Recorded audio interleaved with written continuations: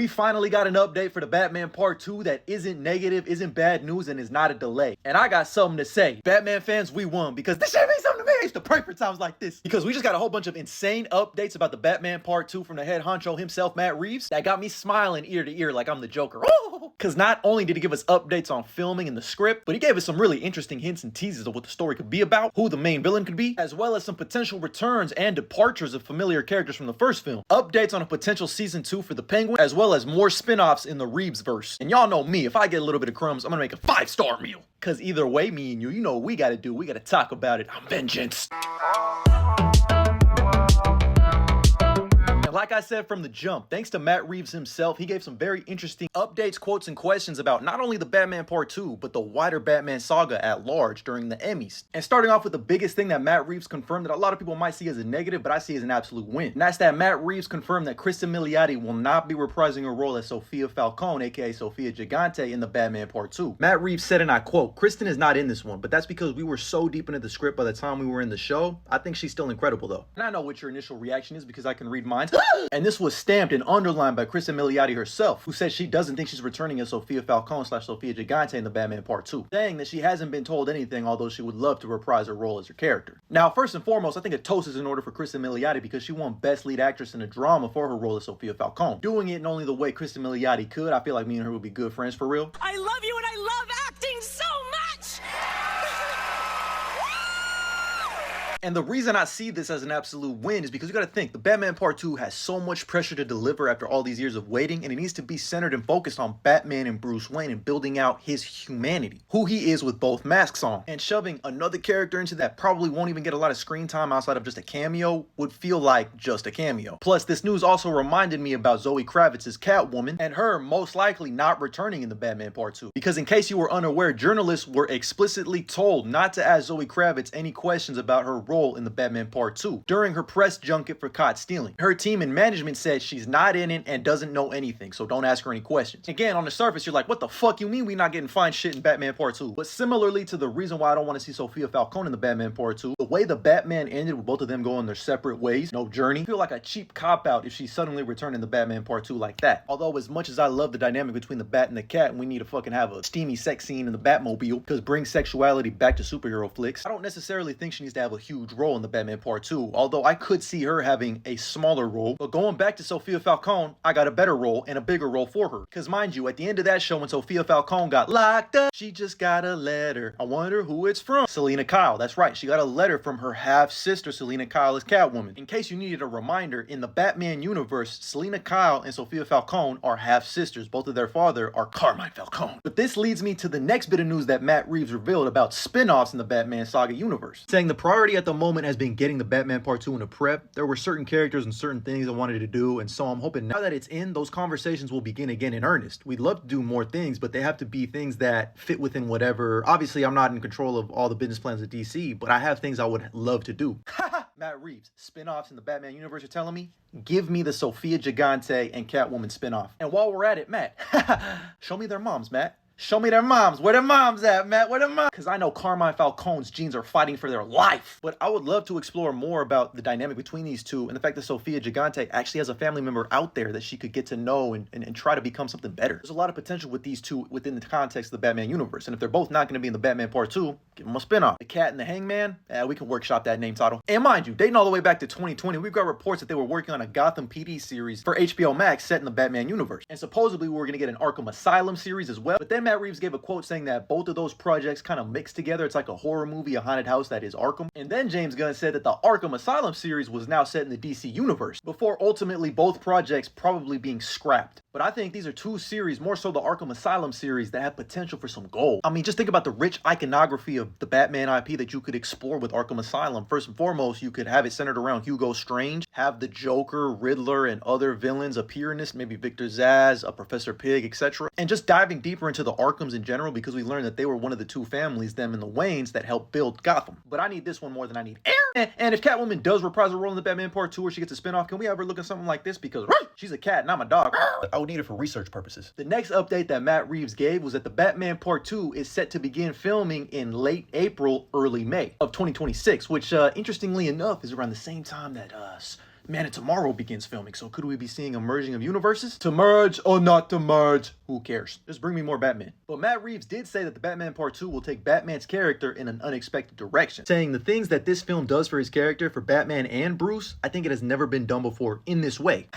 Matt, what do you mean by that? What do you mean by that, Matt? Does that mean more fantastical elements, a potential Robin, or like a retelling of the Mask of the Phantasm in terms of the characterization of exploring both Batman and Bruce? I don't know, but Matt Reeves did say that he thinks the Batman Part 2 will be better than the Batman, saying, I really do think this movie will be better than the last one. Robert Pattinson even feels that way. And speaking of Robert Pattinson, Matt Reeves says he FaceTimed him as soon as he finished reading the script for the Batman Part 2. And I really hope that Rob Pat was wearing a mask to recreate this image. Matt Reeves also said that Robert Pattinson kept the script for the Batman Part 2 after he finished reading it. We put the script into a secret pouch that literally has a lock on it with a code. Pattinson was in New York at the time and everything is high security. We really trust Rob because he's the best. And Matt Reeves went into further detail into Robert Pattinson's response to the Batman Part 2 script, saying he's Batman, so if he doesn't like it, not good. So I was super excited because I thought that he would like it because the things that it does for his character, for Batman and for Bruce Wayne, has never been done before in this way. And I had a feeling he would respond in this way. The fact that he did was incredibly encouraging. And continuing to talk about the script, he said, most important is getting it to a place where I just felt it was the best script we could possibly write. I've been working really hard and kind of quietly with Matt and Tomlin, and suddenly it's like, okay,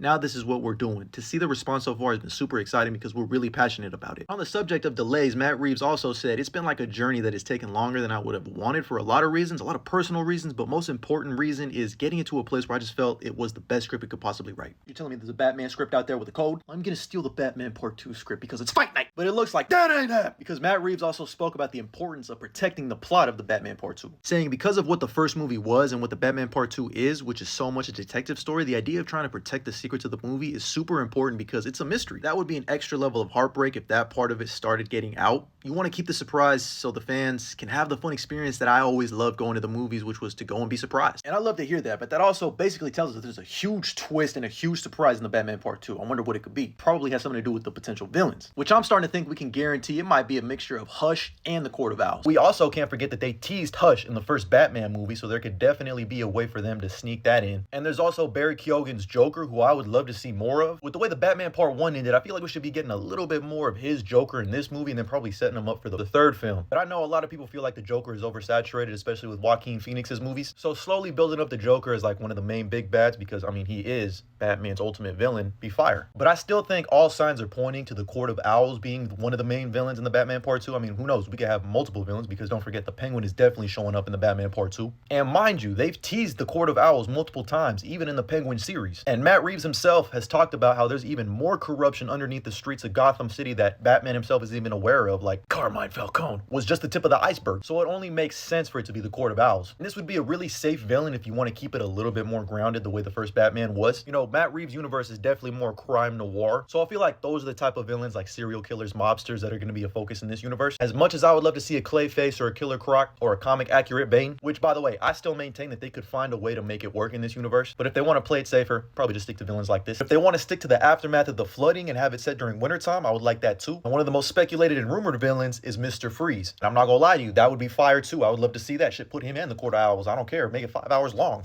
Because I really just want to see a Batman Part 2 with the snow aesthetic. I want Spider-Man Brand New Day to have a snow aesthetic too. I just think superheroes in the snow is something that we need more of and we deserve. But we can call it the Batman ice-shaped box so we can play this banger throughout the movie.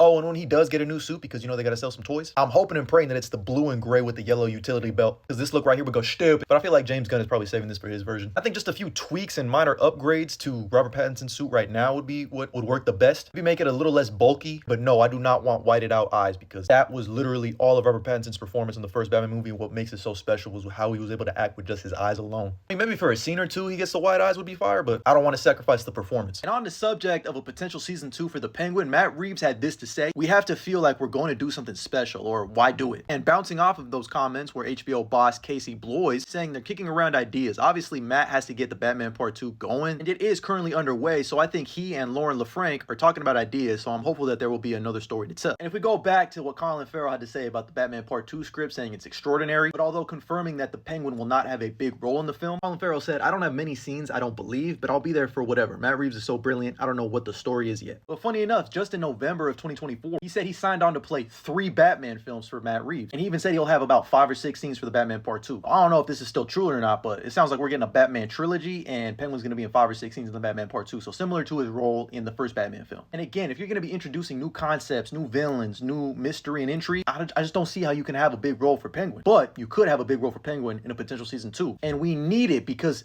it hoit. What he did to Victor, what he did to his own mother, you're a piece of shit, Oz. But also, we just need him to get the monocle and the fucking cigar for real. Because inhale that aura, someone cooked here. But do you think we need a Penguin season 2? Let me know. And speaking of the Penguin, in case you didn't know, Mick Giacchino, who's the son of Michael Giacchino, won an Emmy for his score for the Penguin. And when he was asked about potentially working with his father for the Batman Part 2, he just said, that I don't know. We'll just have to wait and see. I'm not gonna hold you. The amount of talent in the Giacchino family is insane. I would love to see Mick working with his own father. That would be sick. But regardless, I'm so excited for the Batman Part 2. We're probably gonna be getting casting news within the next couple of months, with filming set to happen in April or May of 2026. More Batman Part 2 news is gonna be nothing but good news. And I'm gonna be here with you every step of the way, because there's something in the way, but it ain't a delay. Either way, that's all the new news and updates we got about the Batman Part 2. My thoughts, theories, and opinions. Let me know what you think about all of this down in the comments below. And as always, like and follow for more.